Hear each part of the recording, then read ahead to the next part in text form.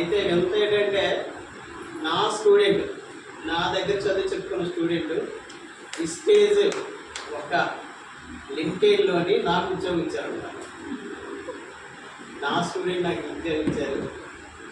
ఆవిడికి నా తరపున ధన్యవాదాలు.